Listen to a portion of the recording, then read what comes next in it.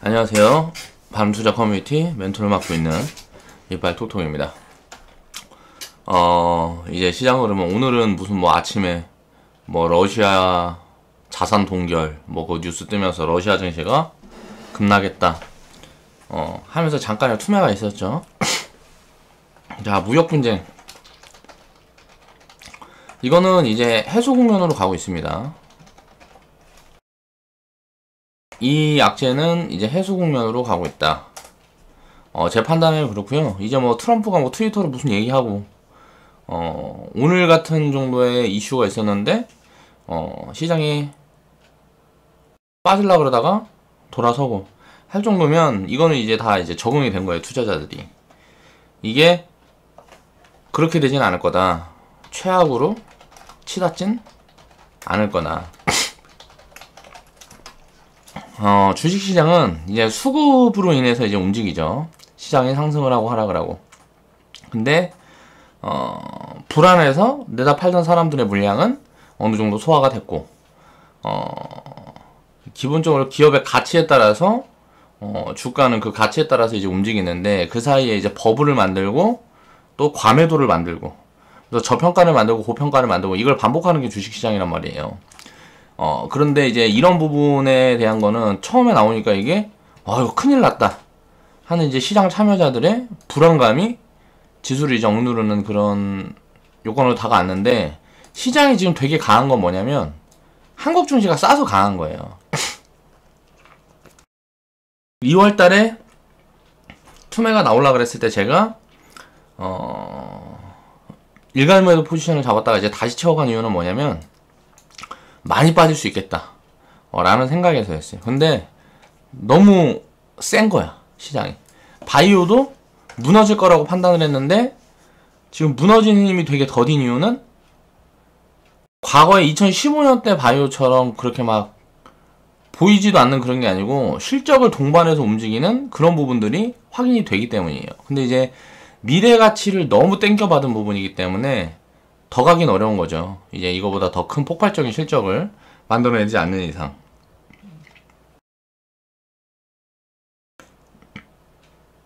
그래서 이제 많이 성장할 상황은 맞지만 바이오에다 투자를 하지 말아야 되는 이유는 자제를 하고 진짜 가치 판단으로 인해서 투자를 하기는 굉장히 어렵다는 거예요. 왜? 가치가 얼마지를 몰라. 바이오 같은 경우는 좀 모르겠어요. 공부를 좀 해보려 해도 모르겠어. 그리고 이 부분은 너무 많이 올랐죠. 일단 지금 코스닥 주도주로 이제 돌아서면서 시총 상위주들이 다 이제 시총 상위주들이 되게 많이 올랐단 말이에요. 코스피는 IT가 너무 많이 올랐죠. 근데 IT는 이 실적이라는 근거가 있어. 근데 바이오는 그냥 꿈이야, 꿈. 가상화폐도 그냥 꿈이죠. 이게 나중에는 어떻게 바뀔지 모르죠. 이 IT라는 것도 꿈일 때가 있었어요. 언제? 과거 닷컴 버블 때. 이게 꿈인 다음에 꿈에서 이제 깨어나는 구간이 나온단 말이에요. 그렇게 꿈에서 깨어나오면 삼성전자, 뭐 SK 하이닉스 그런 기업들이 여기에서 이제 나오겠죠. 그런 부분들이 이제 확인이 된 다음에 이제 이게 저평가 구간에 들어섰을 때 이제 투자를 하면 되겠고, 지금은 투자라기보다는 약간 투기 성향이 지기 때문에 우리는 보고 있지 않습니다. 몇몇 종목 사실 뭐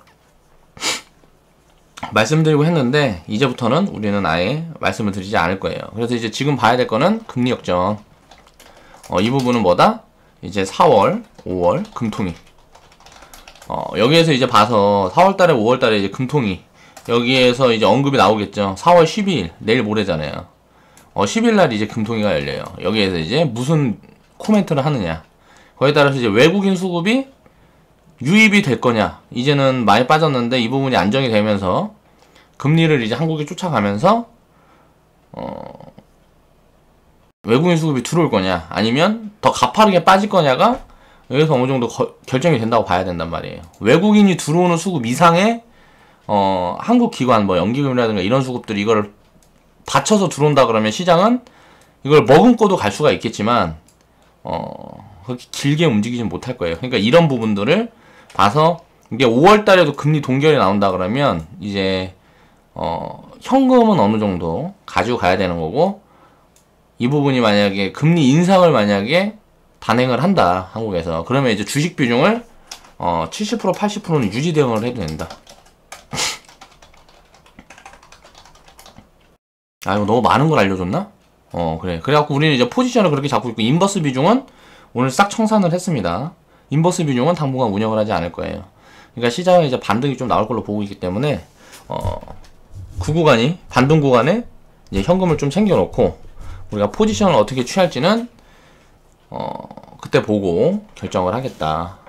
4월달, 5월달 금리 인상을 보고 결정을 하겠다. 그래서 무역 분쟁에 대한 이슈는 무언가 이게 또 돌발 변수가 나오게 되면 이게 해소 국면으로 간다고 보고 있는데 예상치 못했던 강한 코멘트가 나오게 되면 트럼프 측이나 시진핑 측에서 시장을 또 이제 출렁거릴 수가 있겠죠. 그렇게 출렁거리면 미국 국채 부분 중국에서 그거를 이제 뭐 내다 파는 그런 흐름들이 아니라 그러면 다시 움직일 수 있다. 그러니까 잠깐의 이제 급락이 한번 나왔다가 바로 반등이 들어오고 뭐 이런 흐름이 계속 변동성이 확대되는 그런 시장이 이제 펼쳐질 걸로 보고 있고, 이제 또 변수가 하나 발생했습니다. 러시아와 미국.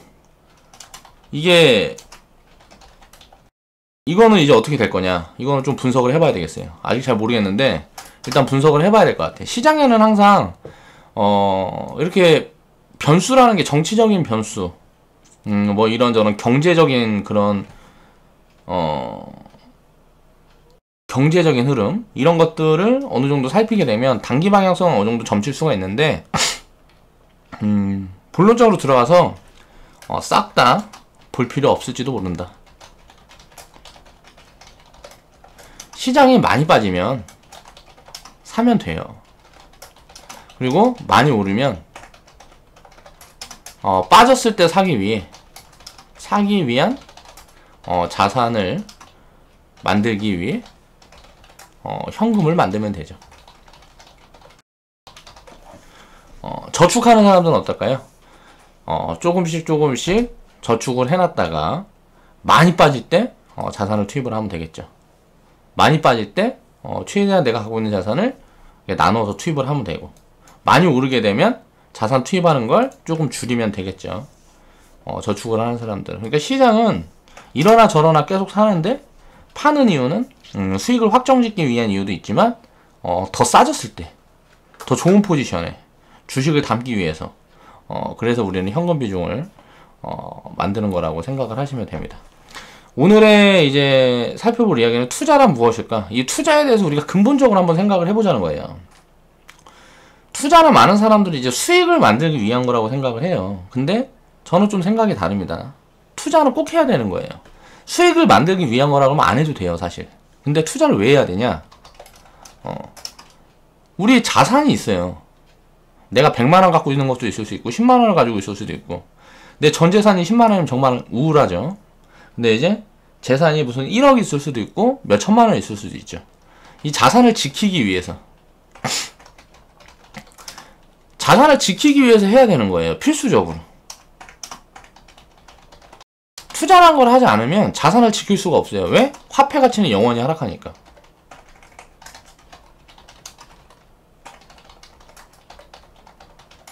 화폐 가치가 왜 하락하냐? 우리가 한번 생각을 해보면 미국에서 돈 찍어내면 그 돈, 예를 들어 양적 완화한다 그래서 돈 찍어내는 이유가 뭐예요?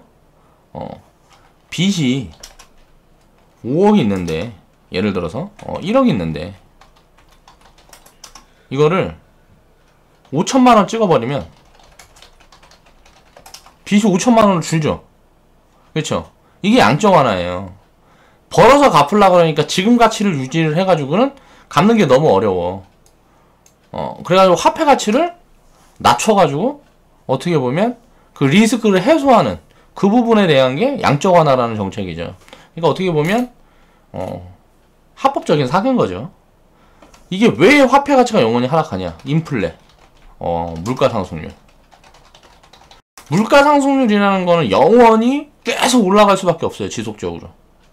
왜? 우리 인건비 같은 게 올라가고 뭐가 올라가고, 그래서 인건비 올려주고 뭐하고 했다고 그래갖고 좋을 게 없단 말이에요. 왜? 물가가 올라가니까. 지금 뭐 곡물 가격이 뭐 12% 오르고 어쩌고저쩌고, 이 물가가 급하게 오를 때도 있고 천천히 오를 때도 있고, 그렇지만 평균적으로 2%에서 4%가 오른다. 근데 화폐 가치는 그렇게 치면 요만큼씩 떨어지는 건데, 이제 우리가 이제 기준금리라는 게 있죠. 그래서 이거를 기준으로 은행에서 이자를 준단 말이에요. 그 이자가 얼마예요, 지금? 1.5%. 기준금리가 지금 1.5%에서 1.75%죠? 미국 기준금리가. 자, 한국 기준금리는 그럼 얼마예요? 한국 기준금리는 지금 1.5%? 지금 1.5%란 말이에요. 1.5% 기준금리가. 은행 금리는 얼마를 줘요? 요거보다 조금 덜 주나? 더 주나? 뭐 그래요. 지금 물가 상승률이 얼마예요? 2%. 금리가 1.5%. 그럼 이게 무슨 말이에요? 물가보다 우리한테 이자 주는 이 금리가 낮기 때문에 0.5%씩 매년 자산을 깎아먹고 있는 거죠, 지금. 근데 이 인플레가 가속화되면 어떻게 될까요? 인플레가 가속화되면 이 금리가 인플레를 넘어서는 수준이 나올 때가 있어요. 그럴 때는 전 세계가 경제가 꺾이는 흐름이 만들어지는 가능성이 굉장히 높습니다. 그럴 때는 이제 주식 자산이라든가 이런 거 비중을 최대한 줄이고 이제 예금을 해야 되는 때죠. 예금하고 뭐 금 사고. 그래서 우리는 투자를 하는 이유는 간단해요. 이 인플레 물가 상승률 돈을 가만히 들고 있으면 계속 내 재산은 없어지는 거야. 그러니까 계속 예를 들어서 뭐 계속 없어지는 거야. 10년 전부터 정말 저축을 열심히 했는데 나는 더 가난해졌어. 그 이유가 뭘까요? 화폐 가치가 영원히 하락하니까. 그래서 투자는 필수적으로 해야 된다. 근데 서민들한테 가장 알맞는 투자는 뭐다? 주식이다. 저는 그렇게 생각을 하는 거죠. 그래서 주식 투자에 대한 거를 꼭 필요하다고, 중요하다고 이야기를 계속 하고 있는 거고. 주식 투자는 뭐가 있어요? 리스크가 있다. 이 리스크를 최대한 줄이는 게 가장 우선적인 거다. 수익보다 중요한 게 이 리스크를 줄이는 거예요. 주식은 변동성이 굉장히 크죠. 예금이나 물가 상승률 이런 것보다 크단 말이에요, 변동성이. 그래서 그 변동성에서 살아남으려면 이 리스크를 줄이는 시스템이 반드시 필요합니다. 그 시스템이 없으면 이걸 하면 안 돼요. 이건 투기일 뿐이에요. 위험하니까. 근데 이 리스크를 해소할 수 있는 그 시스템이 있다 그러면 어떻게 돼요? 이 리스크를 이용을 해서 자산을 키우는 속도를 빠르게 만들어갈 수가 있겠죠. 자, 그러면 이제 오늘의 주제에 대해서 좀 자세히 하나씩 알아보도록 하겠습니다. 자, 화폐의 가치를 이해를 해야 됩니다. 우리가 투자를 하기 앞서서 기본적으로 그걸 이해를 해야 돼요. 자, 화폐라는 거는 구조상 가치가 영원히 하락하는 자산입니다. 자산이 계속 올라가는 게 아니에요. 구조상 자산이 계속 하락할 수밖에 없는 그런 구조를 가지고 있다는 거죠, 화폐라는 거는. 그래서 물가 상승은 또 영원히 지속될 수밖에 없어요. 물가 상승이 없다는 건 뭐예요? 이거는 이제 경제가 더 이상 성장하지 않는다는 것과 마찬가지인 거예요. 전 세계 경제가 계속 성장을 하지 않으면 어떻게 돼요? 세상에 변화라는 게 없어지겠죠. 지구라는 거는 과거에 유인원 시대 때부터 계속 변화를 하고 있어요, 지금까지. 이게 변화를 멈추는 순간, 어떻게 보면, 인간이라는 것에 어떻게 효용 가치가 사라진다고 볼 수 있다고 저는 그렇게 생각을 해요. 그래서 변화가 꾸준히 있는 동안에는 이 물가라는 거는 영원히 있을 수밖에 없다. 물가가 상승하는 거는. 그래서 이 물가 상승 구간에 내 자산을 지키려면 투자는 할 수밖에 없는 거라는 거죠. 보통 이제 인플레 상승률 보면 방금 이제 얘기했던 거고, 이제 2%에서 5% 정도의 유동성을 보이고, 물가가 만약에 막 10%씩 올라버리고 이런 건 왜 그럴까요? 굉장한 위험이 있을 때, 뭐 갑자기 뭐 전쟁 위험이 온다 그러면은 이제 뭐 갑자기 북한이랑 한국이 전쟁이 났어. 그럼 지금 우리가 융통되는 통화 가치는 완전히 뭐 이제 바닥을 기겠죠. 그럼 이제 라면 하나에 막 100만원, 1000만원 막 이렇게 주고 막 슈퍼 가서 사 먹어야 되고 그렇게 될 거라고. 그럼 어떻게 돼요? 나중에 이제 그거보다 더 낮아지겠죠. 전쟁이 이제 심화되고 이제 돈 같은 거 필요 없어지고 뭐 이런 상황이 되면. 그럼 그때는 어떻게 될까요? 내가 만약에 금을 쥐고 있다 그러면 내가 그 전에 화폐 가치가 그렇게 떨어지기 전에 그 화폐로 금을 사놨어요. 그러면은 과거에 10만원어치 금 사놨던 게 이제는 그게 뭐 10만원이 무슨 뭐 1000만원 되고 1억 되고 이렇게 되는 거라고. 한국이 전쟁이 나면. 자, 자산 분배를 그렇게 해야 된다는 거죠. 외국에 이제 막 지금 전쟁 국가들 보면 화폐 가치가 무지하게 떨어져 있죠. 근데 과거에 그 나라 화폐 가치도 그 정도까지 하락하기 전에 준비를 해놓은 사람들은 어떨까요? 그 나라에는 부자인 거죠, 이미. 그런 거를 위해서 우리가 주식 투자, 금 투자 이런 것들을 계속하고 자산을 여기저기다 분배를 할 수 있는 그 시스템을 갖춰야 된다는 거예요. 그래서 이제 인플레가 5%가 넘는 상승폭을 보이게 되는 구간은 항상 대규모 실직과 농산물 급등, 우리가 기본적으로 사는데, 먹고 사는데 꼭 필요한 거, 자, 농산물, 뭐 음식료, 옷 같은 건 사실 뭐 벗고 살아도 어떻게 살 수는 있으니까, 그런 것들을 보면 이런 것들이 급등하는 구간이 인플레가 급하게 올라가는 이런 구간이죠. 그리고 결국은 기업들도 긴축을 해야 되죠. 왜? 이게 인플레가 너무 올라가고 자산 가치가 떨어지고 버는 돈이 줄어들고 경제가, 사람들이 힘들면 주머니를 닫아 걸겠죠. 그렇게 되면 경제가 힘들어지기 때문에 기업들은 구조조정을 단행하고, 기업이 살아남기 위해서 사람들을 많이 잘라야죠. 월급 주는 사람들을 많이 잘라야 될 거 아니야. 나가는 비용을 최대한 줄여야지. 그렇기 때문에 대규모 실직이 항상 돈반되는 거죠. 은행 예금은 구조적으로 물가 상승률을 이길 수 없는 투자 수단입니다. 은행이 왜 은행을 운용을 해요? 그냥 뭐 자선 사업을 하면서 국가에서 운영하는 게 아니잖아요. 다 민간 사업자들이란 말이에요. 민간 사업단체죠. 수익을 만들기 위해서 은행을 이용을 하죠. 예금은 최대한 작게, 이자는 최대한 많이. 그게 은행에서 하고자 하는 것들이란 말이에요. 그럼 예금은 절대 이익이 있게끔 주질 않아요. 할 필요가 없는 상품이라는 거예요. 근데 이 예금 금리가 굉장히 높아질 때는 어떨 때일까요? 예금 금리가 굉장히 높아질 때, 은행이 불안할 때, 과거에 있었죠. IMF 때, 뭐 2008년 금융위기 때. 왜 이자를 많이 줄까? 사람들이 불안하니까 예금을 잘 안 해. 그래서 이것도 이제 예금이라는 것에 이제 리스크가 생긴 거야. 그러니까 이제 이자를 많이 주는 거죠. 빨리빨리 예금해라. 우리 망하게 생겼으니까 니네가 예금해서 그 돈으로 나 좀 살려줘. 쉽게 말하면 이런 거예요. 세상에서 자산을 지키는데 절대 안전한 데는 없다는 걸 알고 있어야 돼요. 꼭 투자자들은 그런 기본적인 생각을 하고 있어야 됩니다. 자, 이 중에 이제 서민이 할 수 있는 투자는 금 투자하고 주식 투자가 거의 유일해요. 서민들이 왜 부동산 투자를 못해요? 덩어리가 너무 크니까. 빚을 만들어서 레버리지 투자를 하지 않는 이상, 레버리지 투자, 빚으로 이자 이상의 수익을 목표한 투자.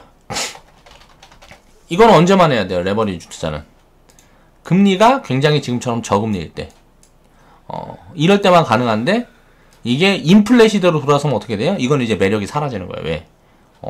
빚이 이자가 늘어나니까. 그럼 어떻게 해요? 이걸 아는 사람들은 지금 줄여야죠. 인플레가 지금 계속 발생을 하고 있고 금리가 오르고 있고 위로 가고 있잖아요. 이 레버리지 투자의 대표적인 게 뭐예요? 부동산이라고. 이건 자산가들도 다 줄이고 있다고요. 빚으로 하는 투자를 하는 사람들은. 그러니까 이게 뭐 부동산 같은 경우는 보통 담보대출을 50%, 뭐 많이 끼고 있는 사람들은 70%씩 끼고 있으니까 어때요? 이 부동산 값이 20% 30% 빠지면 전부 다 깡통이에요. 깡통. 부동산 가격이 20% 30% 빠지면 깡통이라고. 반대는 어때요? 부동산 가격이 20% 30% 오르면 더블 버는 거냐, 더블. 이 레버리지 때문에. 엄청난 투기 상품인 거죠. 부동산은 지금 굉장한 투기 상품이라는 거예요. 이게 절대 안전하다는 생각은 하면 안 돼요. 사람들은 착각을 하고 있는 거야, 지금. 자, 가진 돈이 없으면 가진 자산이 100만원이든 1000만원이든 지킬 수 있는 방법을 고민해야죠. 내 자산이 1000만원밖에 없는데 가만히 은행에다 맡겨놨는데 이 돈이 계속 사라져. 얼마나 억울해. 내가 뭐 잘못한 것도 없는데. 열심히 저축만 했을 뿐인데 내 돈은 계속 사라져. 그럼 어떻게 해야 될까요? 지킬 수 있는 방법을 고민을 해야 되겠죠. 그래야 나중에 세월이 흐르면 지옥 같은 삶에서 벗어날 수 있다. 보통 요즘 젊은이들이랑 이제 얘기를 해보면, 나도 뭐 그렇게 뭐 늙은 사람은 아니지만, 나이가 많은 사람은 아니지만, 나보다 5살, 10살, 젊고 어린 애들이랑 이야기를 해보면, 10년 그거 살지 죽을지도 모르는데, 지금 즐기고 살래요. 뭐? 욜로. 이런 이야기들 많이 해줘. 근데 그래 10년 뭐 있다 죽어버리면 진짜 얼마나 고마워 감사해. 내가 10년 동안 돈 열심히 쓰고 있는 돈 다 갖다 쓰고 이렇게 살아가지고 10년 후에 죽어버리면 정말 고맙다고. 근데 재수없어서 살아버렸어. 10년 후에 20년 후에 살아버렸어. 이건 연세가 있으신 분들도 마찬가지예요. 내가 뭐 50이고 60이고 70인데 내가 80살까지 살아 90살까지 살아. 20년 후를 보고 투자를 하라 그러면 이제 60대 분들은 보통 그렇게 이야기를 하죠. 이제 죽을 때 다 됐는데. 근데 과거에 우리 할머니 때 60대랑 지금 우리 아버지가 60이 가셨는데 지금 60대랑 완전 달라요. 우리 할머니 때는 완전 진짜 꼬부랑 할머니였어요. 근데 우리 아버지는 다르다고. 그렇게 할아버지라는 느낌이 많이 들지가 않아. 물론 연세가 드신 거는 보여지지만 과거보다 훨씬 젊고 이게 10년 후 20년 후 지나면 인간들은 점점 젊어질 거예요. 나이가 많이 먹어도. 왜? 이 기술이 개발을 하고 자꾸 오래 살게끔 무언가 나오고 막 이렇게 되니까. 정말 재수가 없어서 20년만 살면 다행인데 이게 50년 살아버렸어. 정정하게 120살까지. 그러니까 그리고 아직도 한 뭐 병원 가고 물어보니까 150살까지 살 거래. 30년 더 살아야 되는데 이 준비를 안 했어. 왜? 10년 후 20년 후 불확실한 미래를 위해서 내가 준비를 하지 왜 준비를 해야 되냐 라고 이야기를 한단 말이에요. 10년 후에 어떻게 될지도 모르는데 무슨 준비를 하냐. 아 다행이라니까. 죽으면 다행이에요. 이게 재수없어서 살아버리면 어떻게 할 거냐고. 이거 재수없게 살아버리면 준비 안 해버리면 어떻게 될까요? 이게 큰일이라고. 이게 보통 일이 아니라고. 재수없어서 살아버리면. 저 지금 왜 그럴까요? 제가 지금 막 이렇게 열심히 살려고 그러고 뭐하고 하는 게 나중에 혹시 내가 재수없이 살아버리면 어떡해요. 나도 10년 후 20년 후 죽을지도 모르는데 혹시 재수없어서 살게 될까봐 그 불안감에 열심히 공부를 하고 자산을 키우려 하고 그런 노력을 하는 거죠. 그때 되면 내가 지금 갖고 있는 기회들에서 이게 뭐 기회가 확대가 될 수도 있겠지만 열심히 사는 사람들은 여기저기서 기회가 많이 나오니까 그게 기회가 내가 취할 수 있는 뭐 금전적인 기회라든가 여러 가지 기회들이 늘어날 수도 있지만 내 행동 반경이 좁아지면서 기회가 줄어들 수도 있단 말이에요. 혹시 그 기회가 줄어들었을 때 버티기 위해서 우리는 투자를 하는 거예요. 그리고 자산을 키우기 위해서 열심히 일을 하고 저축을 하고 하는 거라고. 이 욜로는 어떻게 보면 진짜 기업들이 사기 막 돈 많이 쓰고 뭐하고 하면 누가 좋을까요? 이거 막 있는 돈 다 가져다 쓰고 뭐하고 하면 누가 좋을까? 우리가 한번 생각을 해보자고요. 가진 돈을 저축도 안 하고 그냥 있는 대로 다 갖다 쓰고 하면 누가 좋아요? 기업 활동을 하는 사람들이 좋겠죠? 야 지금 오늘 뭐 이런데 무슨 뭐 내일이 문제냐? 네 가진 돈 얼만데? 그거 있으면 한 1000만원 정도 빚 조금 더 얹어갖고 자동차 사고 하면 내가 8년 할부해줄게. 지금 사야 됩니다. 부동산업자들 뭐 이제 얘기를 하는 이제 몰지각한 부동산업자들 또 먹고 살아야 되니까 어쩔 수 없기도 하죠. 이야기를 하겠죠. 지금 금리가 이제 이렇게 올라가고 있는데 지금 안 하면 나중에 대출도 나오지 않아요. 지금 당신 집을 만들어야 합니다. 월세 지겹지 않아요? 자기 걸 가져야죠. 빚을 져서 집을 샀는데 그게 어떻게 내 거야. 합법적인 사기라는 거예요. 이런 걸 부추기는 거는. 이게 뭔지도 모르겠는데 사실 답답해요. 얘기해봐야 말도 안 통하고. 그래 속으로 이야기를 하죠. 제발 재수없게 20년 후에 넌 살아있어라. 그때 다시 한번 보자. 제가 그런 얘기를 하죠. 그러니까 스스로 판단을 해보고 늦었다 그럴 때가 제일 빠를 때라고요. 그런 걸 생각을 해보자고요 우리가. 자 서민들은 왜 평생 가난할까? 이 근본적인 걸 알아야 돼. 근본적인 걸. 아무리 열심히 일을 해도 인맥이 없고 능력이 부족하면 임금 수준은 다 비슷해요. 뭐 서울대 나왔다고 달라요? 서울대 나왔는데 노가다 하면 똑같이 인건비 그냥 10만원 12만원 주는 거예요. 근데 어때요? 서울대생들 별로 안 좋아해. 노가다 판때기에서는. 왜? 얘네들이 공부만 했고 주변에서 오냐오냐 하고 너 서울대 갔다 막 플랜카드 내걸고 부모들이 친구들한테 자랑하고 그러고 살았으니까 이게 망가져가지고 망가진 게 아니고 어떻게 방법이 없으니까 이제 뭐 노가다까지 해봐야지 하고 왔는데 거기에서는 개무시 당한다고. 내가 공부 많이 했다고 누가 알아주질 않아요. 물론 말로는 알아줄 수 있죠. 야, 서울대 나와서 근데 왜 여기 있냐? 뭐, 아, 너 진짜 공부 열심히 하고 뭐하고 했네. 그래, 열심히 해봐. 그래 놓고 또 조금 일머리 없고 뭐하고 하면, 쌍욕 해고. 좋은 대학 나오고 뭐하고 그 인맥이라는 이 인프라를 그냥 갖춰줄 수 있을 것 같아요? 옛날에는 뭐 이런 게 있었어요. 우리 뭐 삼촌 세대 때 하면 뭐 서강대, 하면 뭐 은행권, 무슨 뭐, 보면 저희 아버지 세대 때는 우리 아버지가 해양대 나오셨는데, 해양대 나오면은 이 동문들이 파워가 장난 아니에요. 뭐 거의 다 뭐 대부분 다 사업을 하시고 뭐하고 하더라. 왜? 이때 해양대 나오고 배 타고 가면 돈 많이 벌었으니까. 그리고 무슨 뭐 서울대 이런 데들은 다 서울대랜다. 연대 이런 데들은 집안이 좋아. 그리고 고대는 과거에 뭐 이제 전라도권, 뭐 경상도권.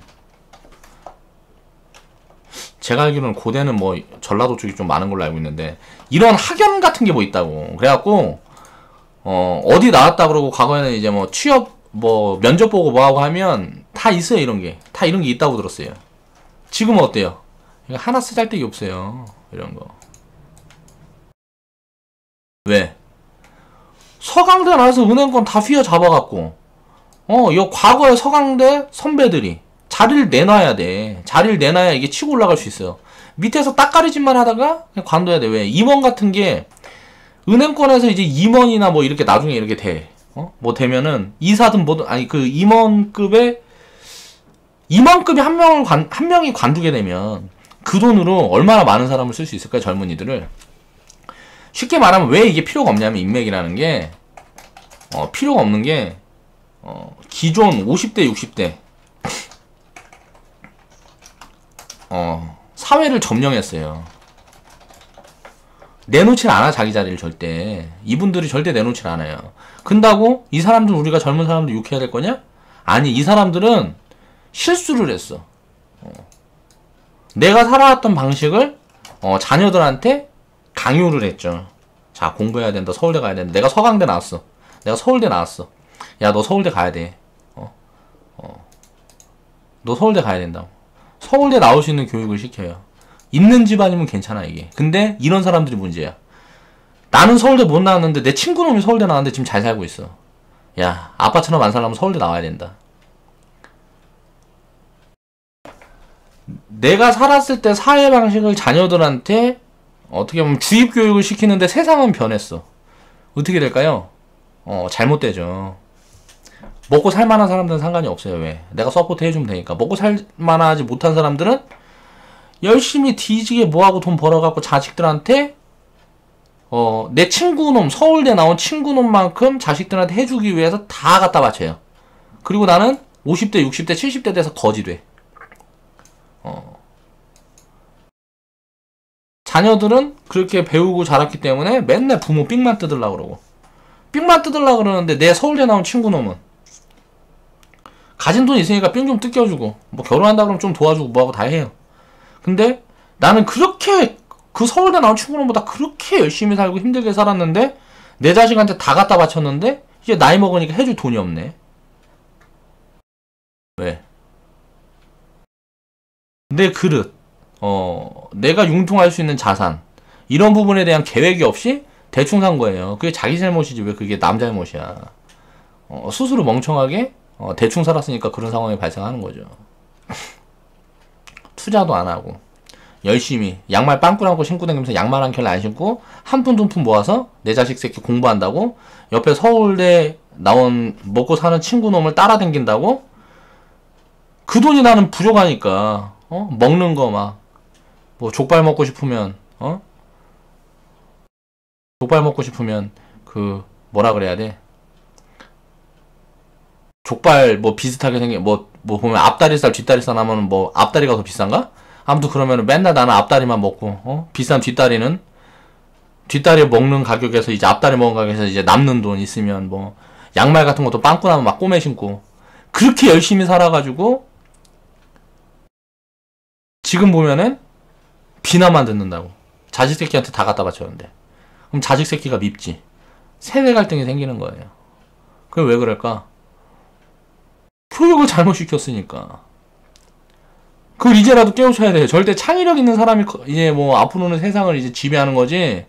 뭐 서울대 연구대 나오고 그거 무슨 뭐 수능 공부 그딴 거나 해갖고는 맨날 무슨 남들한테 뻐길 수는 있겠죠. 있는 집들은 할만해. 우리 집안은 다 머리가 좋아갖고 이 정도 되고 뭐하고 뭐 할만하다고 할 말이 있으니까. 근데 없는 집들은 어때요? 거기 나오면 또 문제야지. 나오면은 뭐 세상에 나왔는데 야 취업이고 뭐 답도 안 나오니까 이제 뭐 대학원이나 가야지. 공부 더 해야 되는데 돈이 없네. 학자금 대출 받아. 빚쟁이 돼서 공부 다 해갖고 나중에는 그런 게 터지면 어떻게 될까요? 신용불량자의 거지 되고. 정말 큰 문제. 이건 사회적인 문제예요. 우리나라 교육 같은 부분들이 잘못되어 있다고. 그 교육 때문에 서민들은 가난한 거예요. 이 잘못된 교육 때문에.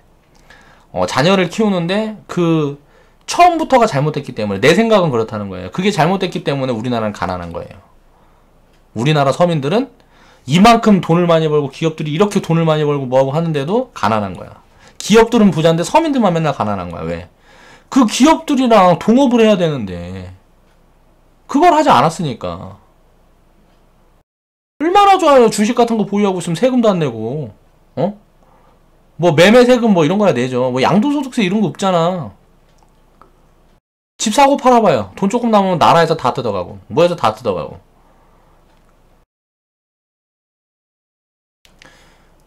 자, 자녀들의 학자금 부채로 마련하는 집, 차 대부분의 자산을 탕진하죠.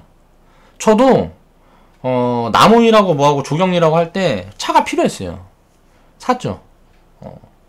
지금은 없었으면 좋겠어. 돈이 너무 많이 들어. 한 달에 자동차 할부금 뭐 60만원 얼마 들어가고 1년에 무슨 뭐 세금 들어가고 뭐하고 보험금 들어가고 뭐하고. 근데 차를 끌어야 돼. 왜?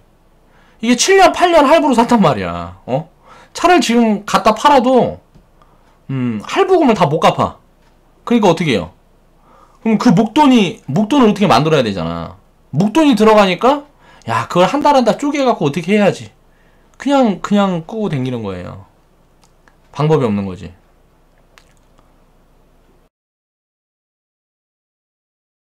그러니까 이 부채가 문제인 거예요. 부채가. 서민들은 이 부채와 이자에 대한 개념이 없어요. 부채를 아예 안 주고 살 수는 없죠. 왜? 돈이 없으면 어떻게 당장 뭐 밥이라도 어떻게 입에다 집어넣고 해야 되니까 쌀알이라도 집어넣고 해야 되니까 신용대출도 받는 거고. 남들 보니까 다 집 사갖고 부자 됐다 그러니까 나도 집 사야겠으니까 담보대출 받는 거고. 차. 이 옆에 보니까 뭐 나보다 못 사는데 다 갖고 댕겨. 나보다 먹고 살만하지도 못하는데 다 갖고 댕겨. 근데 왜 내가 없어야 돼? 나도 있어야지. 이렇게 해서 대부분의 자산을 탕진을 하죠.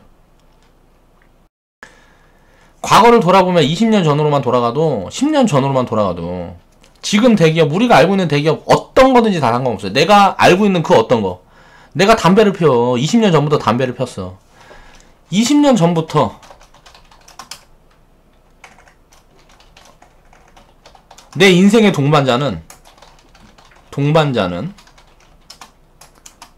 담배야. 한국에 담배를 만드는 기업이 어디 있어요? KTNG. 이거 하나밖에 없잖아요. 그쵸?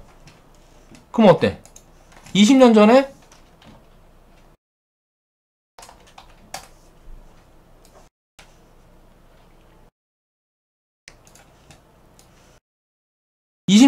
담배 내가 함부로 피울 거 인내하고 해갖고 5갑만 피고 나머지 5갑은 담배 만드는 회사 주식을 샀으면 어떻게 됐을까? 이거는 이제 2000년도에 상장했네요. 자, 그러니까 2001년도. 그래, 17년 전이라고 그래, 해보자.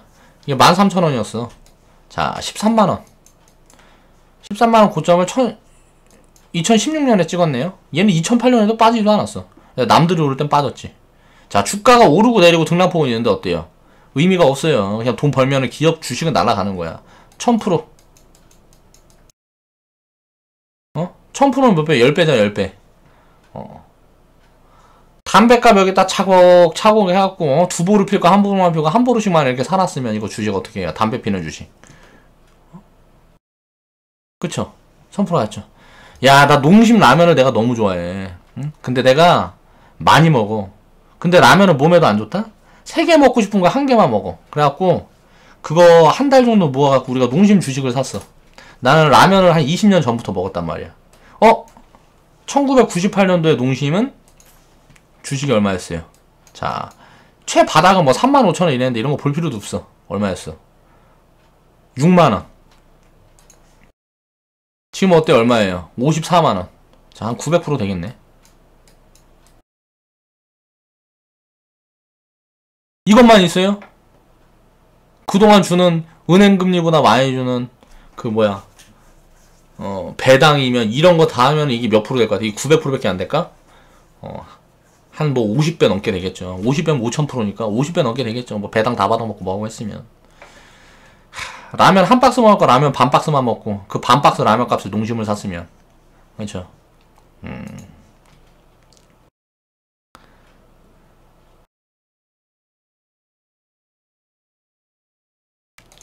자, 주식은 이런 거예요, 이런 거. 그러니까 우리가 투자를 할 때 변동성이라는 게 있고 변동폭이라는 게 있고 우리 회원분들도 마찬가지고 그런 부분들을 볼 수밖에 없어요. 왜? 단기적으로 내가 내 자산이 들어가 있기 때문에 관심이 생기고 그것 때문에 맨날 불안하고. 근데 이 원리를 이해를 하면 불안할 필요가 없어요. 내가 장기 투자를 할 거라면. 단기적으로 수익을 보고 빼야 되니까 몰빵이 들어가 있으니까 불안한 거죠. 그러면 이런 기회가 앞으로 없을 거냐?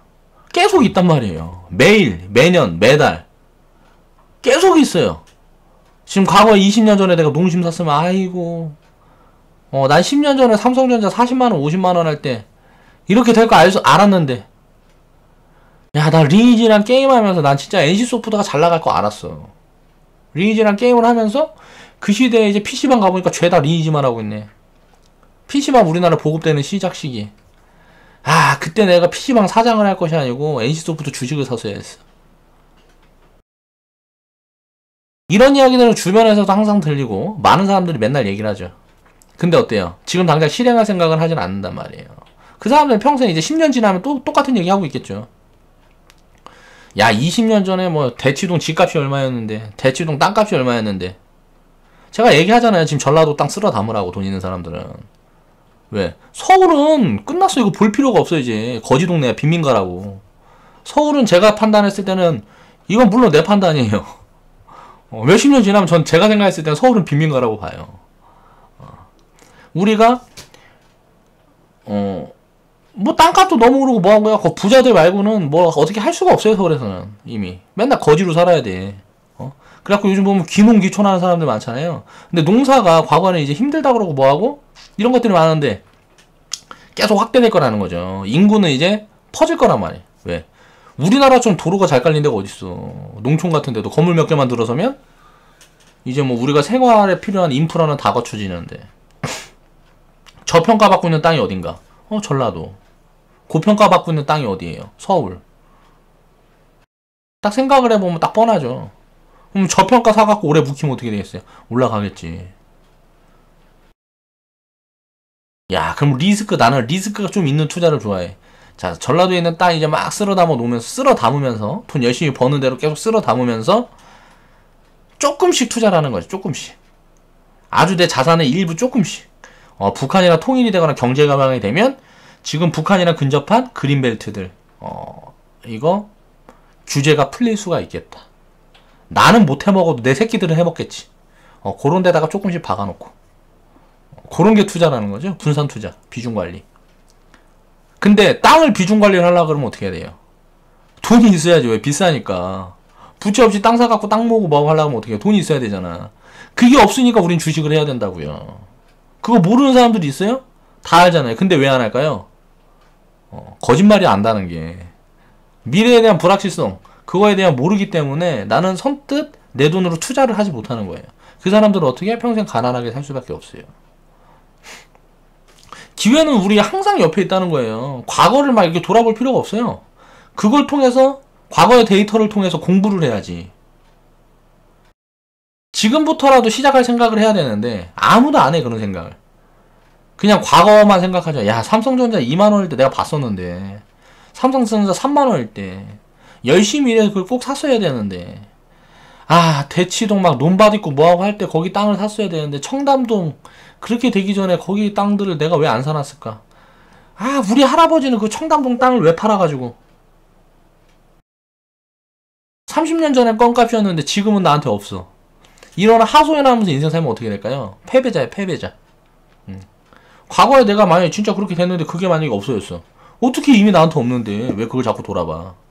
지금 이런 게 무엇일까? 창의적인 사람들은 그런 생각을 하겠죠. 야, 과거에 이런 데이터들을 보고 이렇게 세상이 바뀌었어. 그럼 앞으로 미래는 세상이 어떻게 바뀔까를 고민을 하는 사람들은 부자가 될 수 있어요. 근데 그렇지 못한 사람들, 과거만 생각하는 사람들은 어떻게 될까요? 그러니까 과거형 인간, 과거형 인간은 방법이 없습니다. 경쟁에서 처질 수밖에 없죠. 미래형 인간은 어때요? 잠깐 부딪히고 잠깐 망하고 잠깐 무너지고 뭐하고 할 수 있어도 결국은 일어날 수밖에 없다고요. 기회는 항상 그런 사람들한테 들어가요. 근데 우리가 교육이 내가 잘못됐다는 건 왜 그래요? 꽤 계속 과거를 답습하니까. 50대 60대들 우리 아버지 세대들이 그때 잘 살았던 사람들을 모티브로 해갖고 그런 교육을 시켜요. 세상은 변했는데. 그러니까 어떻게 돼? 과거를 답습하니까 망하는 거지. 야, 대치동 땅이 이렇게 올랐어. 지금이라도 사야 돼. 꼭지에 무는 거야, 주식으로 치면. 이게 마찬가지 관점이라는 거예요. 이게 하소연만 하면서 바로 옆에 있는 기회를 계속 흘려버린다는 거죠. 늦었다 생각할 때가 어떻게 보면 가장 빠르고, 그렇게 생각을 하면 지금부터라도 투자를 시작해야 된다는 거예요. 세상 모든 건 어떻게 보면 다 연결이 돼요.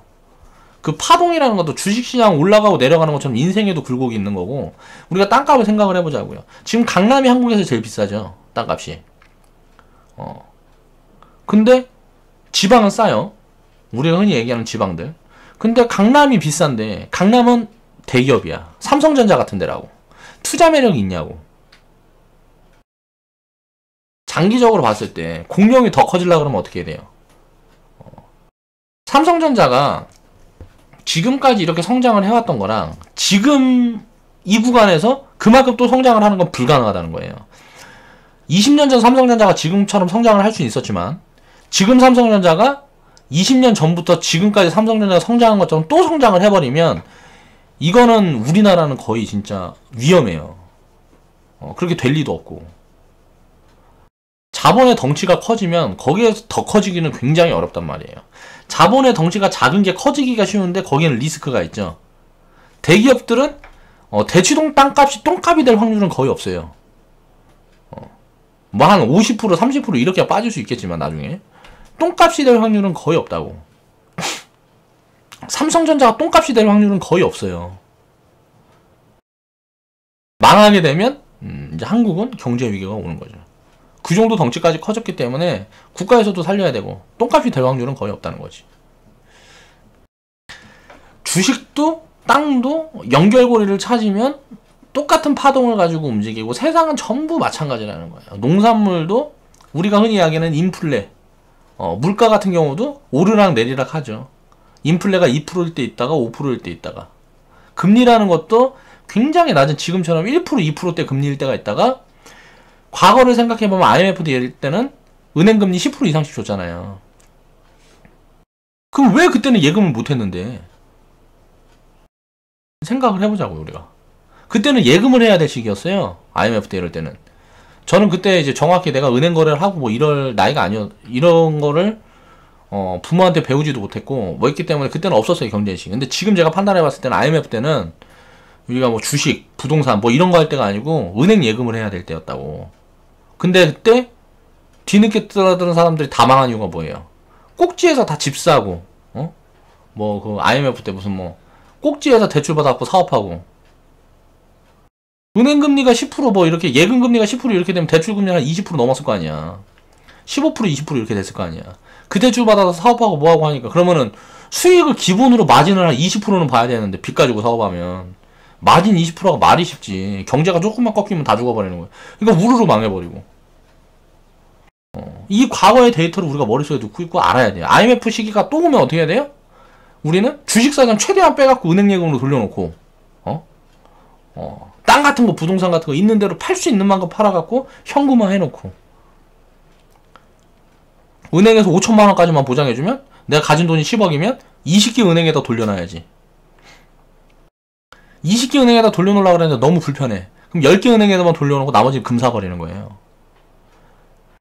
그럼 지금은 어때요? 굉장한 저금리고 인플레가 시작되는 시기고 주식 투자해야죠. 자, 주식으로 저축을 하고 수익금을 쪼개서 금을 모아라. 금 투자는 굉장히 변동성이 작습니다. 근데 금이 변동성이 커질 때는 언제나 위기가 왔을 때, 국가 재난 사태가 왔을 때, 뭐 IMF나 2008년 금융위기 뭐 이런 수준이 왔을 때 금값은 폭등을 하는 거죠. 주식 투자는 리스크가 큰 투자 상품이기 때문에 주식 투자를 우리가 하기 위해서는 리스크 관리가 가능한 시스템. 그러니까 리스크 관리가 무조건 1번이라는 거예요. 그게 되어야 주식 투자가 가능한 거예요. 제가 영상으로 말하는 것도 우리 회원분들한테 언급드리는 것도 그 기본적인 부분들을 공부를 하고 리스크를 키우는 거예요. 리스크를 왜 키운다? 수익을 확대하기 위해서. 리스크를 키우는 이유. 수익 확대. 이 수익을 확대하려면 왜 이게 리스크를 키울 수 있는 그게 돼요?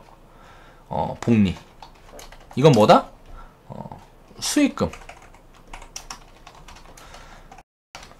복리는 수익금으로 만들어지는 거예요. 100% 상승을 했을 때 절반을 파는 이유는 뭐예요? 자, 수익금만 들고 거기서 수익이 더 확대가 되면 수익이 또 수익을 내주니까 어때요? 이건 복리잖아요. 이 개념을 이해를 해야 된다고. 근데 내가 1년 이상 된 회원분들은 이제 종목 압축을 준비해보세요. 그리고 계좌 비중 관리를 해야 됩니다. 이걸 이제 언급을 드리고 있죠. 1년 동안 공부했으니까. 종목을 이렇게 비중 관리해서 운영을 하면 굉장히 안정적으로 운영할 수 있다는 걸 우리는 공부를 했어요. 종목 압축은 지금 이제 1년 된 회원분들도 계좌 수익이 크지가 않아요. 그래서 계좌 수익이 커졌을 때 종목을 압축하는 방법을 이제 고민을 해야 된다는 거고. 계좌 비중 관리는 뭐예요? 종목이 너무 많으니까 이게 관리하기가 힘드니까 공부가 이제 됐고 여기에 대해 마인드 관리가 되니까 이걸 이제 조금씩 압축해가는 그 방법을 고민을 해봐야 되는 거고. 이건 이제 리스크 확대. 리스크가 크면 어때요? 수익이 크다. 그쵸?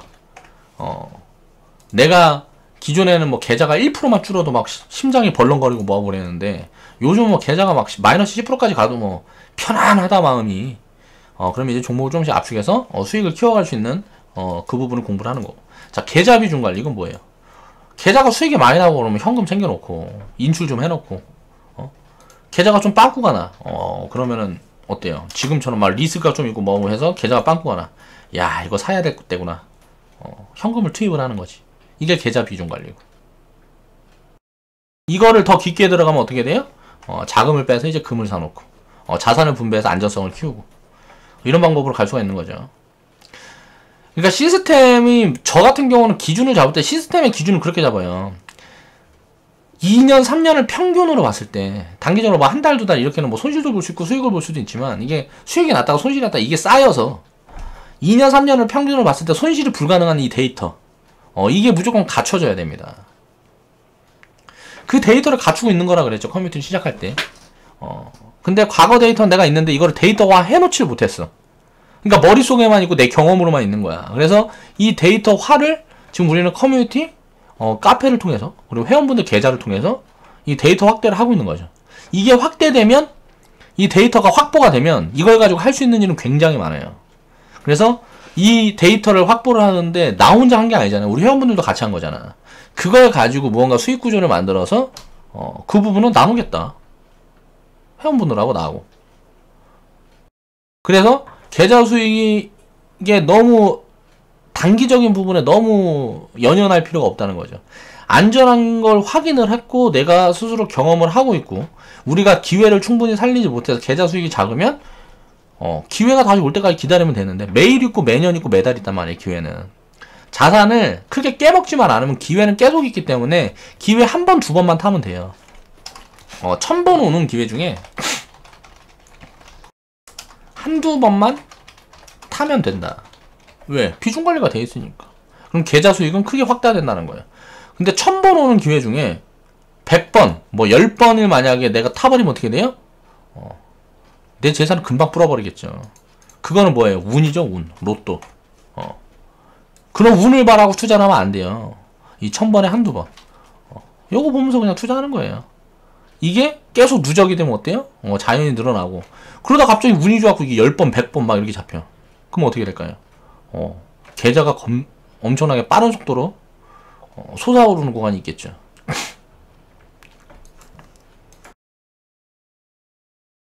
자, 시스템은 필수적으로 이제 확률에 있죠. 비중관리. 자, 복리구조. 100% 이상 수익 종목 지속 확보. 자, 수익금으로 수익을 확대를 해야 되기 때문에 그 기본에 대한 시스템에서 내가 집어넣은 건 이거예요. 100%. 이 기준을 잡는 거예요. 100%라는 걸로. 그래서 이 이상 수익이 확대되면 이건 복리구간이다. 이게 가능한 시스템이어야 된다는 거예요. 비중관리는 뭐예요? 종목수 늘리는 거죠. 그리고 분할매수, 분할매도. 분할매수, 분할매도 하는 건 뭐예요? 트레이딩 계좌. 그리고 적립계좌에 있는 시스템은 뭐예요? 종목수를 늘려서 비중관리를 하고 있죠. 그럼 이제 복리구조. 적립계좌는 뭐예요? 100% 이상 수익 종목을 지속적으로 확보를 하는 복리구조를 가지고 있는 거고. 우리 트레이딩 계좌는 복리구조가 뭐예요? 누적 수익률을 보유하죠. 언제까지? 기업가치가 고평가될 때까지. 누적 수익률을 매매로 수익을 쌓아서 그 누적 수익률을 보유를 해서 복리구조를 갖춘 거죠. 적립계좌하고 트레이딩 계좌하고 시스템은 다르지만 전부 이걸 가지고 있단 말이에요. 확률의 이점을 취하고 있고, 자, 복리구조를 가지고 있어요. 생각을 해보세요. 우리 회원분들은 트레이딩 계좌와 적립계좌의 차이점이 뭘까? 그 차이점은 이거예요. 제가 집중한 부분은 이거란 말이에요. 확률과 복리구조를 입힌 시스템을 만들어 놓은 게 우리가 운영하는 트레이딩 계좌 시스템이고, 또 적립계좌 시스템이에요. 여기에서 세세한 부분은 자신한테 맞게 변형이 가능하겠죠. 내가 이걸 만들어서 기본적인 걸 만들어 줬어. 회원분들은 자신한테 맞게만 변형시키면 되겠죠. 자, 자산 규모가 작을 때는 저축 관점으로 조금씩 이제 주식 자산을 키워가면서 투자 규모하고 경험을 키워가야 되는 거고, 경험이라는 게 굉장히 중요해요. 이론적으로 내가 이해를 하고 있어도 이게 경험에 입혀지지 않으면 그건 내게 아닌 거예요. 근데 여러분들은, 우리 회원분들은 그 경험을 지금 입혀가고 있는 거예요. 경험이 얕아서 단기적인 수익에 어느 정도 시간이 지났는데 수익에 조급한 거죠. 수익에 목마른 거죠. 그 수익이 한번 어느 정도 갖춰지기 시작할 때부터는 수익에 목마르지 않아요. 그냥 수익은 자연히 따라오는 거고, 꾸준히 하던 것만 계속 반복해서 계속 반복적인 행동만 취하는 거죠. 투자를 통해서 우리는 경험에 입혀졌고 알고 있기 때문에 반복적으로 쭉 해나가다 보면 수익이 많이 날 때 있고 적게 날 때 있고, 이게 계속 쌓여가는 거예요, 수익이. 그게 투자라는 거예요. 그래서 이 수익이 나면 날수록 수익금을 쪼개서 금도 사고, 이제 자산 규모가 큰 분들은 수익금을 쪼개서 땅도 사고, 그래서 자산 규모가 더 커지면 뭐 사업을 하든지 남들한테 좀 베풀든지, 그건 이제 자기가 알아서 하는 거고. 금투자는 화폐 가치 하락을 방어하기 위한 투자 수단이죠. 화폐 가치가 하락하면 하락할수록 금은 그냥 제자리 있다 그랬어요. 금은 가치가 하락하진 않아요. 화폐는 가치가 하락하는데 금은 가치가 하락하지 않아요. 근데 가치가 하락하는 화폐로 금을 사게 되면 그건 이익인 거죠. 근데 그 시간이 화폐가 가치가 하락하는 게 굉장히 장기간 천천히 이루어지기 때문에 금의 가치는 빠른 속도로 상승을 하지 않는단 말이에요. 그래서 변동성이 그만큼 작기 때문에 금 투자는 천천히 오래 지속을 해야 되는 거예요. 그 대신 안전성 면에선 최고죠. 자, 자산이 불어날수록, 내 돈이 늘어나고 불어날수록 보유 금액을 늘려가면서 자산의 안전성을 높이고, 보유 금액을 늘려간다는 게 뭔 말일까요? 주식을 보유한 금액, 이거를 점점 확대해가는 거죠. 복리. 안전성을 높이고 자산을 키워가는 속도가 빠른 주식 투자로 자산의 규모를 키워가는 게 가장 이상적이지 않나 하고 저는 생각을 합니다. 자산을 키우는 건 주식으로 하고, 이거 보유금액이 아니면 보유자산이다. 보유자산을 안전성을 확보하는 건 금이라든가 땅 이런 걸로 하는 거예요. 금, 땅. 이게 우리나라에 리스크가 있으면 어떻게 해? 해외에 있는 땅. 한국 땅만 보는 게 아니고 해외에 있는 땅도 보는 거지. 해외 부동산. 지금 해외 부동산이 막 탑픽이 어디에요? 막 베트남 같은데. 베트남 같은데 땅 쓸어 담아 놓으면 어떻게 되겠어요? 중국에서 우리나라 제주도 막 땅 쓸어 담아고 제주도 막 이렇게 띄워놓은 것처럼 베트남 같은 데도 나중에 그런 거 만들어질 거 아니에요. 지금 막 과거에 보면 연예인들 중에 발리에 투자해서 대박 났다 뭐 어쩌고저쩌고 막 나올 때 있잖아요. 휴양지들 지금 그러면 어디에다 투자하겠어요? 민간 자본이면. 저라면은 사우디에 투자해요. 사우디에서 이제 두바이를 능가하는 뭐 신도시를 만들겠다 하면서 사우디 왕자가 자 현금 600조 인출해서 나랑 동업하자. 전 세계 돌고 있어요. 이번에 실리콘밸리 가고 막 얘기했잖아요. 실리콘밸리 뭐 기업들이랑 이제 뭐 사업 얘기 많이 했잖아요. 얼마 가지고? 600조 가지고. 내가 600조 갖다 박을 거니까 넌 있는 돈 얼마 투자할래? 그래갖고 민간 자본 유치하고 막 하고 있다고. 그럼 도대체 이게 얼마짜리 도시가 만들어지는 거예요, 이거 사우디에. 여기에 들어갈 수 있는 것들이 얼마나 많을까요? 이 부분에 우리는 어떻게 보면 4차 산업 핵심이다. 4차 산업 스타트가 사우디로 인해서 진행이 될 가능성이 굉장히 높다. 이런 도시가 만들어지면 어떻게 될까요? 전 세계에 있는 사람들 여기 다 놀러 갈 거 아니야. 왜? 전 세계에서 가장 화려한 도시니까. 전 세계에 있는 돈 좀 있는 사람들은 다 놀러 갈 거 아니에요. 돈 있는 사람들이 많이 몰리면 어떻게 될까요? 거기에는 새로운 경제가 생기는 거죠. 사우디가 이걸 어떻게 할 수 있을까요? 그동안은 석유캐가지고 뭐 있는 거 자원 팔아서 먹고 살았어요. 일 같은 것도 필요도 없어. 사우디 사람들은 다 잘 사는 사람들이에요. 국가가 잘 사니까. 원자재를 팔아서 돈을 벌었는데 이게 이 원자재라는 게 이제 뭐 태양이라든가 뭐 이런 걸로 지금 바뀌고 있잖아요. 신재생 에너지. 가지고 있는 사람들만 팔아가지고 누릴 수 있었던 것들이 너도 나도 다 누릴 수 있게 되면서 뭐가 생겼어요? 이제 기술력에 대한 그 부분에 대한 투자가 확대되고 사우디가 나중에 이렇게 되다가는 가진 거 다 탕진하고 뭐하고 하면 이제 더 이상 사람들이 석유 안 쓰고 석유 수요가 굉장히 줄어들고 뭐 하게 되면 안 되겠다. 그래서 석유 팔아갖고 번 돈을 딴 데다 투자하고 있는 거잖아요. 사우디도. 사우디에 땅 사야지. 그러니까 이런 걸 생각을 해봐야 된다는 거죠. 굳이 우리나라에 국한될 필요도 없고 이제 뭐 전 세계적으로 뭐 이제 자산을 퍼트려 놓으려면 어떻게 해야 돼요? 가진 돈이 많아야 되겠죠. 근데 우리는 거지잖아다. 인정을 해야 됐다. 서민들은 나는 거지다. 나는 가진 게 없다. 그거 가지고 자격지심 가지고 뭐하고 하는 사람들 그릇이 너무 작은 사람들이야. 그런 사람들은 제 방송 보지 마세요. 저는 항상 인정을 합니다. 나는 거지다. 나는 가진 게 없기 때문에 지금 이렇게 하고 있는 거고. 내가 좀 돈 좀 많이 들고 있고 쥐고 있는 돈이 한 뭐 몇십억 되고 이렇게 되면 어떻게 하겠어요? 그냥 당장 해갖고 어떻게 증권사 직원도 몇 명 딱 해가지고 트레이딩 팀 만들어 놓고 그리고 좀 제대로 시작을 했겠죠. 지금처럼 이렇게 뭐 유튜브로 홍보하고 막 회원분들이랑 이렇게 해가지고 막 집에서 뭐 집에서 리딩하고 막 이런 거 안 하고 제대로 시작을 했겠지. 그리고 막 직원들한테 이런 거 저런 거 분석할 거 뭐 이렇게 얘기해주고 그런 거 가르쳐가지고 하게끔 하고 내가 직접 그걸 다 하려니까 이렇게 힘든데 그렇게 할 리가 없겠잖아요. 그렇게 할 리가 없잖아요. 지금처럼 가진 게 없으니까 인정하는 거예요. 그냥 그리고 하는 거지. 그리고 누적된 데이터 이게 없으니까 다 까는 거죠. 이게 나는 경험하고 이게 지식으로만 알고 있는데 이 누적된 데이터가 없다. 그래서 그 같이 확보를 해보자 하고 커뮤니티 회원분들이랑 같이 확보를 하고 있는 거고 그 데이터를 어떻게 쓰겠다. 이거는 이제 나중에 보면 알겠죠. 내가 이 데이터를 어떻게 활용을 하고 그걸 회원분들하고 어떻게 나누는지 이건 이제 나중에 시간이 지나 보면 다 알 수 있겠죠. 그러니까 서민은 어쩔 수 없어요. 할 수밖에 없어요. 주식 투자를 가난하지 않기 위해서. 이런 얘기를 참 많이 해요. 야 그때 삼성전자 사놨으면 내 인생은 달라졌을 거야. 삼성전자 3만원 5만원 할 때 IMF 때 3만원에서 280만원까지 갔었으니까 거의 한 300배. 이제 앞으로도 뭐 가겠죠. 뭐 1000만원 나중에 되면은 막 이제 1000만원도 갈 거고 2000만원도 갈 거고 그러면은 삼성전자가 망하지 않는다는 전제하에요. 왜? 화폐 가치가 떨어지면 기업 가치는 당연히 올라갈 수밖에 없는 거지. 기업이 갖고 있는 것들 있잖아요. 기본적인 설비라든가 뭐 땅, 뭐 건물, 뭐 기본적인 갖고 있는 것들이 그리고 계속 돈을 벌어들이고 있으니까 수익 구조가 안 좋아서 뭐 이게 될 수는 있겠죠. 또 삼성전자가 여기저기 투자하고 있는 데도 많죠. 삼성전자에서 무슨 뭐 전장 사업하겠다고 기업 사고 기업을 뭐 돈 주고 사는 이유는 뭐예요? 더 많은 돈을 벌기 위해서 그 기업을 사는 거잖아요. 그러니까 계속 확대가 될 건데 그 과정에서 이제 부침이 있기 때문에 파동이 있는 거죠. 그래서 삼성전자가 굉장히 안 좋아지는 구간이 나오면 그때 사야죠.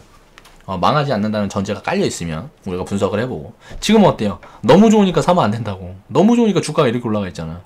과거에도 이렇게 올라갔을 때가 있었잖아요. 4년 쉬었죠. 지금 어때요? 이만큼 올라가고 여기서 4년을 쉴지 10년을 쉴지 어떻게 알아요?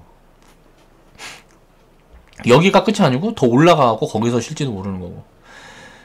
그러니까 진입 포지션은 항상 되게 신중하게 해야 돼요. 근데 보유하는 포지션은 신중할 필요가 없어요. 그냥 갖고 가면 된다고. 진입 포지션이 신중해서 2008년도 이럴 때 40만원 50만원에 샀으면 60만원 70만원 다시 50만원 오고 40만원 왔어도 안 팔아도 돼요. 갖고 가면 된다고 그냥. 근데 진입 포지션이 이 위에 있을 때는 고민을 해야 된다는 거죠 항상. 그렇기 때문에 진입 포지션이 중요한 거고. 자, 삼성전자를 IMF 때 사놨으면 3만원 5만원 할 때 내 인생은 달라졌을 거야 이런 이야기 하는 사람도 굉장히 많아요. IMF 때 2천만원만 사놨으면 내 노후 준비는 끝났을 건데 지금 15억쯤 될 거니까 그건 지금 가치로 보고 얘기하고 있는 거잖아요. 이 사람은 이렇게 이야기하는 사람이 지금까지 절대 보유를 할 수가 없어요. 왜? 이 사람 15억 됐으면 지금 팔겠다는 거 아니야 지금 생각에. 이때 IMF 때 2천만원 산 사람들은 뭐라 그럴까요? 지금까지 갖고 있는 사람들은 왜 팔어? 15억 됐는데 생활비만 팔아서 써야지. 우리 그냥 계속 가져가는 거지. 30억 되고 50억 되고 100억 될 때까지 왜 파냐고. IMF 때 샀는데 여기서 지금 30% 50% 빠지면 어때요? 10억 됐던 게 7억으로 빠지면 어때? 나중에 다시 20억 50억 갈 건데. 자, 2008년에 오를 걸 알고 있었지만 돈이 없어서 못 샀다 내가. 이게 40만원 50만원인데 돈이 없어서 못 샀다. 삼성전자 너무 비싸다. 이 가격 가지고 얘기해. 이때 4,000원 400원짜리 주식도 많은데 뭐 40만원 50만원짜리 주식을 사냐. 아니 주가가 40만원 50만원인 거를 비싸다고 이야기하는 자체가 되게 웃긴 거예요. 이게 기업 가치를 평가를 했을 때 동전주라서 싸고 뭐 이게 가치 분석이 안 되니까 눈에 보이는 주식 금액만 보고 이제 판단을 하니까 이런 얘기를 하는 거죠. 많은 사람들이 10만원짜리 주식을 아는 사람한테 그거 사세요 그러면 뭐라 그러는지 아세요? 아는 사람들이? 주식만 물어봐. 뭐 사면 되냐. 그거 사서 한 3년만 갖고 계셔보세요. 그렇게 얘기를 해요. 그러면 그 사람들이 뭐라 그래? 막 물어보고 귀찮게 하면 얘기해 줄 거 아니야. 그냥 얘기해 준다고. 어차피 그 사람은 3년 못 들고 가. 뭐 조금 이제 뭐 내가 이제 전화 차단하겠죠. 이제 뭐 조금 내려가면 전화해가지고 야 이거 20% 내려가는데 갖고 와도 돼? 뭐 조금 올라가면 야 지금 팔까? 지금 한 50% 수익 중이야. 이제 나중에는 차단을 하겠죠. 전화기에서 이제 딱 해갖고 누구 이제 전화 오면은 뭐라 그래야 돼? 그거 뭐라 그래 그거 스팸 문자 등록하는 거죠. 이제 그런 사람들 기본적으로 기업의 가치를 알고 있지 못한 사람들 그 정도의 그 공부를 할 수 있는 능력이 없는 사람들은 장기간 보유를 못 한다고요. 이런 얘기 하는 사람들은 앞으로 기회도 없어요. 그리고 이때 못 잡는 게 당연한 거고. 자, 내 차가 10년 됐는데 그 돈으로 현대차 주식을 샀어야 돼. 2008년도에 현대차 그 주식 샀으면 5만원에 사갖고 27만원까지 갔는데 차 5대는 샀잖아. 10년 전 내 차값 2천만원 현대차 주식 샀으면 전세대출은 다 갚았을 건데 얘기를 하겠죠. 2천만원 갖고 주식 샀으면 이게 1억 됐을 때 갖다 팔았으면 내 전세대출 갚았을 건데 이게 욕심이 생겨갖고 이런 기본적인 것도 없는데 27만원 28만원 갔을 때 이게 고평가라는 걸 알 수가 있을까요 이 사람이? 그냥 갖고 있었겠죠. 지금까지 갖고 있었겠죠. 아니면 진즉에 한 10% 20% 올랐으면 갖다 팔아버렸겠죠. 10년 전에 이 정도 판단을 할 수 없는 사람인데 내가 자동차를 살 게 아니고 현대차 주식을 사야 되겠다 판단을 할 수 없는 사람인데 이런 이야기를 했다는 것 자체가 무슨 얘기예요. 아직도 그럴 그릇이 안 돼 있어요. 이 사람은 앞으로의 기회도 없다는 거예요. 이런 걸 후회할 게 아니고 이런 생각을 내가 딱 했다 그러면 지금 현대차처럼 될 게 뭘까 이걸 눈 뜨고 찾아봐야지. 공부도 하고 왜 현대차가 그렇게 올랐을까 과거에. 이런 걸 공부하면 어떻게 돼요? 보이겠죠. 느껴질 거고. 그러면 미래의 기회가 있는데 과거만 이렇게 쳐다보는 사람은 어차피 지금도 주식 안 살 거예요 이거. 지금도 담배 뻐끔뻐끔 겁나 필 거라고. 겁나 피고 요즘은 있어요 이게 릴이라고. 응? 이게 나왔죠. 릴이라는 게 나왔는데 이게 뭐 난리도 아니었어요. 왜냐면 내가 이런 얘기 왜 하냐. EM택이라고 주가 굉장히 많이 오른 그게 있어요. EM택인가 뭔가 이거 만든 데인데 이게 관련형 전자담배 뭐 이건데 엄청나게 보급이 확대되고 있습니다. 이게 처음 나왔을 때는 편의점에서 일주일 예약을 해야 돼요. 예약을 해서 3주 4주 만에 이걸 받을 수가 있었어요. 그럼 수요가 엄청나게 폭증을 했다는 거잖아요. 근데 이거를 이제 해외에다가 갖다 팔고 뭐하고 하면 확대가 되겠죠. 그러니까 생활에서 찾으라고. 모르는 사람들은 주식을 잘 모르겠어. 그럼 생활에서 찾으라고요. EM텍. 자, 이 주식을 보면 이게 관련형 전자담배가 나오기 전에 2015년에 바닥을 찍어요. 이게 만원 구간대요. 지금 17,000원이니까 한 70% 갔잖아요. 이게 끝이 아니고 이거는 시작이 23,000원 넘어가면 이제 스타트란 말이에요. 근데 내가 왜 이 주식을 안 살까? 나는 이런 자리에 있는 주식들, 이런 것들만 하니까. 요런 자리에 있는 거, 요런 자리에 있는 것만 하니까. 이런 자리에 있을 때만 사는데 지금 자리가 높잖아요. 그래서 안 사고 우리 회원분들한테 추천을 안 한 거예요. 이때 사서 보유하고 있다가 이때 샀거나 뭐 이때 샀거나 해서 보유를 하고 있어요 지금. 자, 전자담배 이런 게 왔어. 이런 모멘텀이 왔어. 이거 팔아야 돼 안 팔아야 돼? 왜 팔아 도대체? 갖고 가야지. 어디까지? 평생 이 전자담배 망할 때까지. 그러니까 나는 어차피 안 살 거고 우리 회원분들도 안 살 거예요. 근데 얘기해 주는 거예요. 자, 이것도 추세 딱 잡아보면 딱 나오잖아요. 그냥 딱 그림 그려봐. 그냥 주식 투자하는 사람들은 그림을 잘 그려야 돼. 야, 그려보면 언제가 포인트예요. 이때 포인트네. 이때 이때 포인트네. 이때 포인트. 그쵸? 물론 기업 가치 같은 것도 분석을 해봐야죠. 자, 이거를 이제 보급하는 데는 어딘가? 아까 봤던 KTNG, KTNG. 아까 보급했. 야, 이거 자리가 어때? 자, 이것도 그림 그려봐. 지금 왔나? 이거는 거의 온 것 같은데? 밀려도 한 10% 20% 밀리면 더 이상 밀릴 자리가 없는데? KTNG. 자, 얘기했죠? 이런 거 사면 된다고. 지금 기업가치 분석해봐요. KTNG.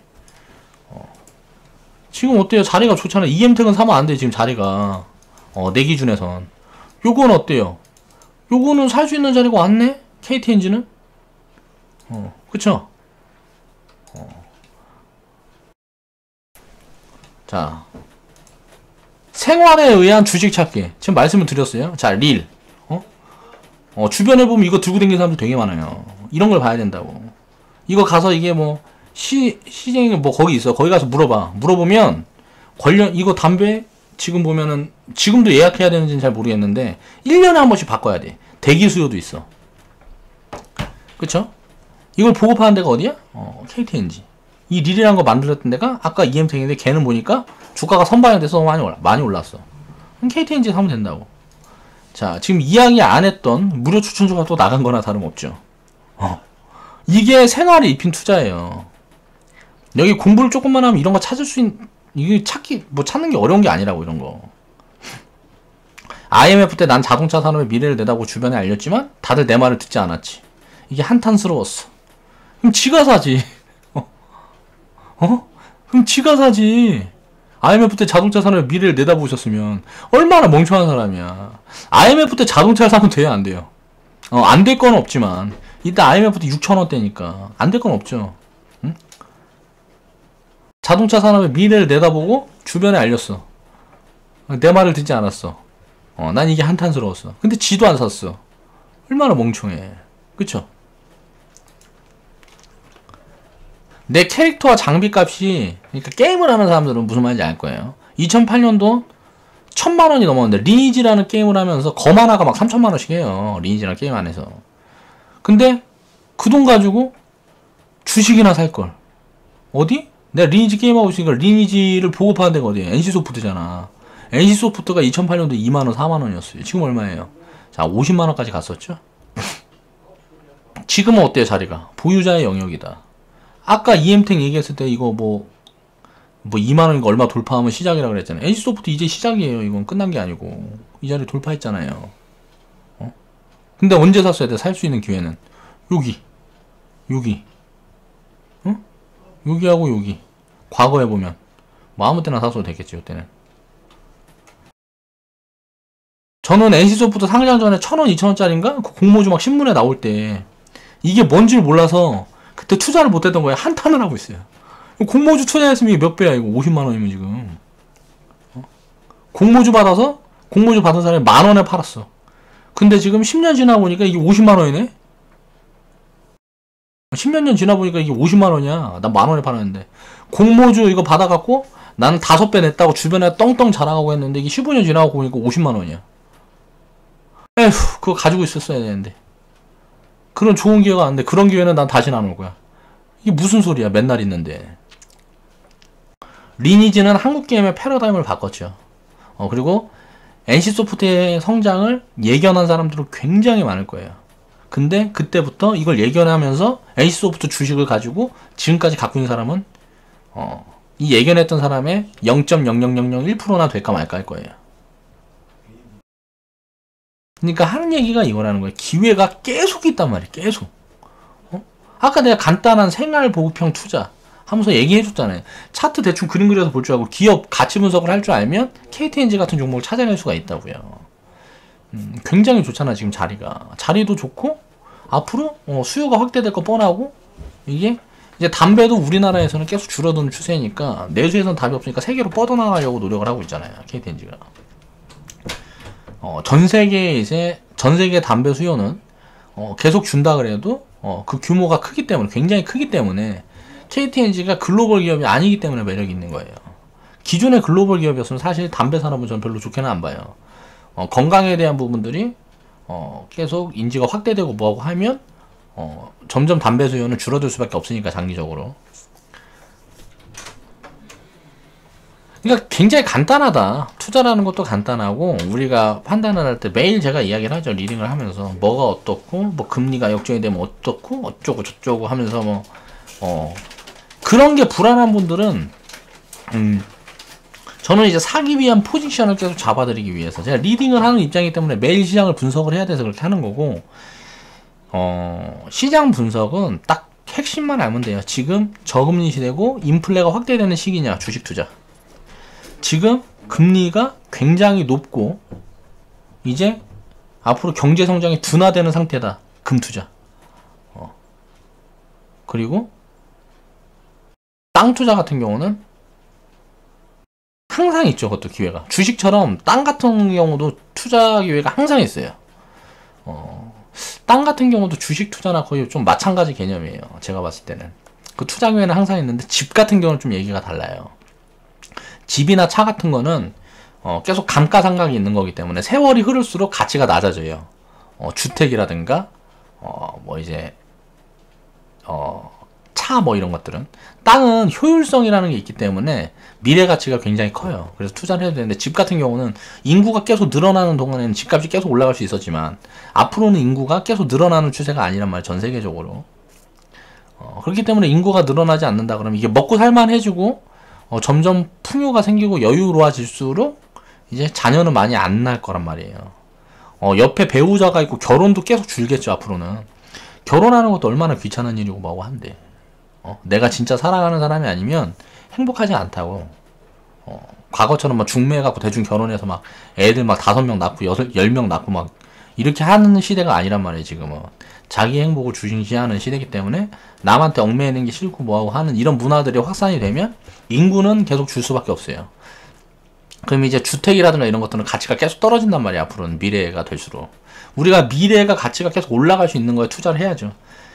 근데 미래 가치가 계속 상승해야 되는데 여기에 허점이 있어요. 이 미래 가치라는 거는 불확실성이 존재하고 절대 정확하게 짚어낼 수가 없어요. 우리가 짚어낼 수 있는 건 현재 가치.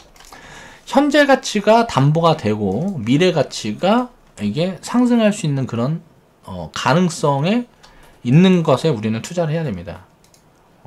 주식에는 상품이 굉장히 많죠. 종목이 굉장히 많기 때문에 거기에서 우리가 이거를 선별적으로 대응할 수 있는 기회가 굉장히 많아요. 그래서 이 투자라는 거는 꼭 해야 되는 거고 우리가 가난하게 살지 않기 위해서 불행하게 살지 않기 위해서 꼭 필요한 거라는 거 스스로 한번 생각을 해보는 시간이 됐었으면 좋겠습니다. 오늘 영상은 이제 여기서 마무리 하겠습니다. 자, 좌측 하단에 보시면 추천받고 있고요. 광고 시청 좀 부탁드리겠습니다.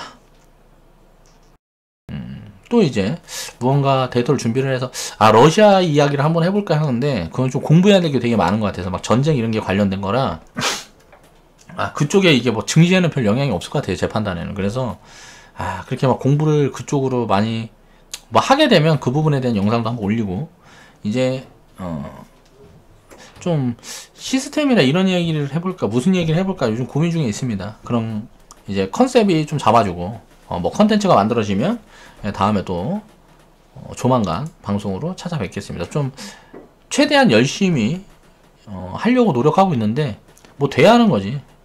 나도 이제 뭐 시간이 나고 뭔가 이런 컨텐츠가 준비돼 있어야 유튜브를 통해서 많은 사람들한테 이야기를 할 수 있는 거고, 그게 나도 공부가 돼야 되고 자료가 수집이 돼야 되고 그걸 내가 이해를 하고 있어야 사람들한테 이야기를 할 수 있는 거잖아요. 그래서 영상이 점점 더뎌지는 거라고 생각을 하시면